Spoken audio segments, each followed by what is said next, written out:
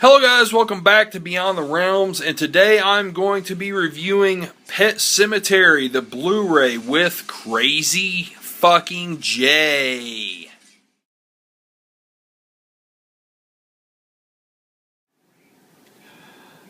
Alright guys, so here we are. I've got Krazy J here on the iPad. We're doing this a little bit differently. Usually I have the camera pulled up and Krazy being recorded on the computer. But we're doing this a little bit differently. I'm using the iPhone recording onto the iPad, so we're still primitive, but we're working, right? Yeah. Still 21st century style. Yeah. 21st century. We're backslash a few years here since we're not using the most up to date technology here, where we could just add you in onto the computer. We're still primitive in a way, but it's working, right? It's still working. It's still working fine. So how you doing tonight, Krazy? Awesome. Just watching movies, chilling out. Yeah. So tonight we are reviewing the Blu-ray here of Pet Sematary. Yes, one of my favorites. Which you have not seen on Blu-ray yet. I have, right? You have not seen it, right? Mm-hmm. On Blu-ray? And I have, but, I mean, the bottom line is we're just going to review this movie, basically, the film itself. Yeah, the movie itself. Yeah, which, in my opinion, this movie is one of the best Stephen King adaptations, man. I mean, it's so amazing, man. Oh, it's awesome, and it just gets better all the time, too. I really think it does. Like, it's aged well. Like, it had been a few years since I'd watched it when I bought this Blu-ray. And honestly, man, I was kind of worried about it not aging too well, but I really think it has, man. I mean, there's still some really creepy elements to this film, and, like, it really is one of the better adaptations of, like, his works, I couldn't agree more, man. And the book is absolutely amazing, but I think this movie does it justice. Yeah. It so does, and it's just, and it also, for me, it's such a special movie because, like, that movie, I watched when I was really young, and it scared me to death. Like, I had nightmares and just because it's a heavy movie, man. I mean, it is. Subject matter, and, like, it's creepy as shit. It really is, and I mean, the whole movie has just got this really, it just, I mean, like you said, it really has just a creepy tone to the whole thing, and, like, the whole thing with Zelda in this, it is the thing that, like, oh my god, man, that gave me, like, seriously, I can think back to my teenage years when this came out. That fucking creeped me out, and, like, seriously, it took me many years before I could even watch that scene without it giving me, like, goose flesh, man. I mean, it really did. Like, it seriously creeped me the fuck out for many years after it came out. I know, man. That character alone, and just the tone is just so grim, and like, I don't know, man. The movie raises so many questions about, playing God, like, Yeah, it's kind of like a modern day take on a Frankenstein or something like that, I mean, it really is. Like, it's really like a modern day take on that, and it is like a cautionary tale. And it's very sad, too, because you can understand, what they're going through. Like, I mean, I'm a father now, and I can't imagine losing a kid like that, I mean, unfortunately, my parents had to go through that. My parents lost a kid, and it's like, if you lost a kid and you had a chance to bring back any aspect of them, what would you do? And that's what this movie raised the questions of. Like, this movie really hits home, like, with me. I lost a sister when I was 8 years old. She was only 4, and it's like, it really makes you wonder, like, if you really had a chance to bring that person back, even any aspect of that person, what would you do? And that's what this movie does and this story does. And it's amazing, too, man. Like, I've read the book. You've read the book also, right? Oh, yeah. Yeah, like, the book and the movie really goes hand in hand. Like, it's amazing how much they go hand in hand. Like, this is one of the best adaptations of any Stephen King story, I think. Ever. for sure. Yeah. And it helps because he wrote the screenplay too. Yeah, that's right. See, I didn't even think about that. Yeah, that's right. He did. And so that's another reason why it's so close, I'm sure. I mean, there's just so many, just very little aspects left out of the actual book. And it's just like I said, man, just the cautionary tale and everything just really makes this movie awesome, and it still holds up well today. Oh yeah, and it's also another take on the monkey's paw tale, basically. Now, what's that? It's an old story about this couple who get this like magic monkey's paw, and they have 3 wishes they can make, and it's basically a cautionary tale, just like this one is. It's just Pet Sematary is just like his own spin on that tale, really, and like Death Dream was kind of like Monkey's Paw too. Wow, see, I didn't know much about that, man. I've never really looked into that, so I'm pretty blind to that. That's cool, man. Yeah, it's just like, that's what he's even said that too. That it's kind of like a take on the monkey's paw, and which is pretty interesting. I mean, like, that was like his take back then on it, and they have a lot of similarities as far as that goes.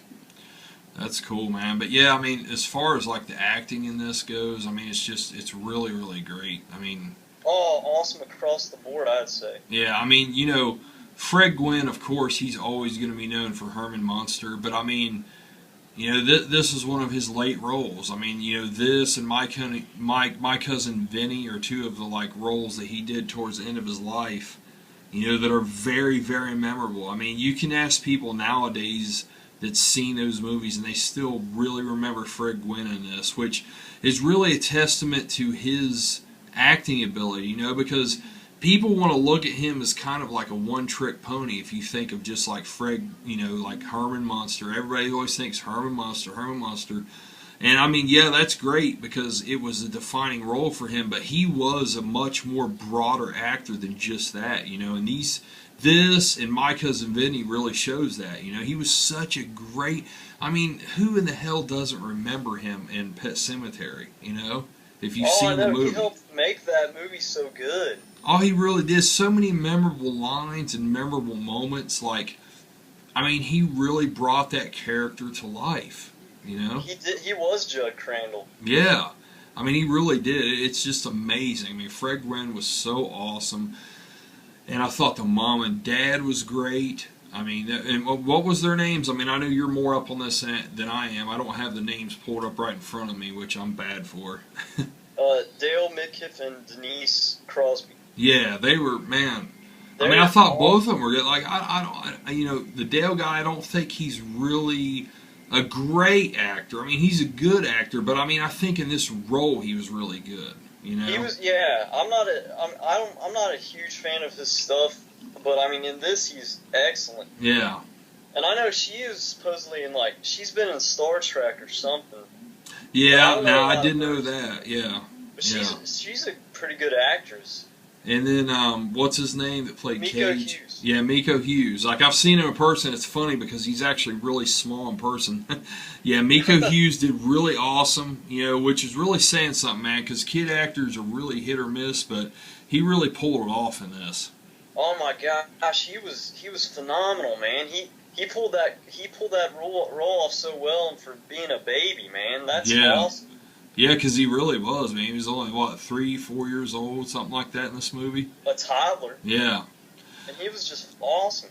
Just amazing. So, yeah, I mean, overall, what would you give Pet Sematary, Krazy? 9 out of 10. I agree. I give it a 9 out of 10 also. Like, I really kind of hesitate because I really want to give it a 10 out of 10, but... Yeah, I agree. I think 9 out of 10 is a great score for this movie. I think it's aged well. I think it's still fucking creepy. I think it's a perfect adaptation of Stephen King's story if you've read it. And as far as the Blu-ray goes, I mean, I think most of the features have ported over from the DVD. I think all of them actually have. Yeah, it has a commentary with Mary Lambert, which Didn't Mary Lambert, did she do American Psycho also? No, that was Mary Herron. Oh, okay. I'm totally But lost she here. did Pet Sematary too. Okay, yeah. It's got the commentary of Mary Lambert. It's got Stephen King territory, which that's where he goes back and visits the actual locations. All those features are really good. Actually. Yeah, and the characters. What was that one? I'm not exactly sure. And then filming the horror. I'm not sure. The characters is like they examine all the characters in the film, and then filming the horror is like they visit the locations. Oh, okay, that's what it is. Yeah, and because the commentary is very, very good. If you like commentaries, anybody watching this, you should check it out. It's pretty interesting. That's awesome, man. Yeah, because I haven't checked out the commentary on this yet, but I'm sure it's great. It's very good, and we should also mention there's a documentary, a full-length documentary called "Unearth: The Untold Story of the Pet Sematary" coming out here soon. Yeah, and that's awesome, man. I mean, it's really cool that films like this, you know, the Nightmare on Elm Street series got it, Friday 13th series is getting it, you know, and then just this little film that could is getting something like that, you know, and Return of the Living Dead got it. So, you know, it's cool that a film like this is getting a feature-length documentary like that, because it really does deserve it, man. It really does, you know. Oh man, it so does. It's you know, and it's great seeing all these people like that you wouldn't normally expect to get interviewed too, because they're bringing back just about everybody for it, which is awesome. Yeah, and it is feature-length, right? Oh yeah, it's feature-length, and it sounds just like it's going to be as good as that Nightmare documentary. That's awesome, man. Yeah, I'm gonna just one film. Yeah, I'm gonna pan here and show like this. This comes with a lenticular slipcover, which I'm not sure if you can see here, but it's really, really awesome, guys. Like I picked this up for I think it was like $12 on Amazon. Like it's well worth it. Just an amazing release, and you know the picture quality on this. I mean, it looks really great. Like I seriously have to give the picture quality at least an 8 out of 10. Which, that's amazing, you know, because films of this era, I mean, when did this come out? This came out in the early 89. So, I mean, films around that era, you know, a lot of the later 80s films and early 90s films, they kind of have a soft touch to them. Like, if you watch some of them, a lot of them kind of, there was an over-softness to them, like a glow. If you watch a lot of them, you would see. But this one, they really did do the high-def quality great in this. And I mean, I really highly recommend this Blu-ray. I mean, it's well worth getting, I think. You know, and if you only have it on DVD and you're a big fan of this film, I highly recommend getting this Blu-ray. So, yeah, Krazy, you got to buy the Blu-ray, man. I know, I got to buy the Blu-ray. Because, yeah, I mean, I know you're a big fan of the film. I'm a big fan of the film. And you know, it's funny because I had this on VHS, and this is the first copy I've owned since VHS, so this was a major upgrade for me. Going from the VHS to this, it was a huge upgrade. Oh, I used to have the VHS, too. Yeah. And I actually think I still have it, actually. Out there in my garage, I think I still have it in a box. So That's awesome. Yeah. So yeah, guys, I guess that's pretty much it. Is there anything else you want to add, Krazy, as far as Pet Sematary goes? Watch it if you haven't seen it. Yeah, I mean, it's a great film. I mean, it's a really great, creepy film, really engaging story, great cautionary tale, a modern-day Frankenstein-type story, you know, really it is. Yeah. So, yeah, guys, that is pretty much it. I am Jason. This is Krazy J here. I hope you guys like this new way of doing this video. Hopefully it turns out well. Yeah, let us know what you think. So, yeah, I appreciate you guys watching. Have a good one, guys. Later.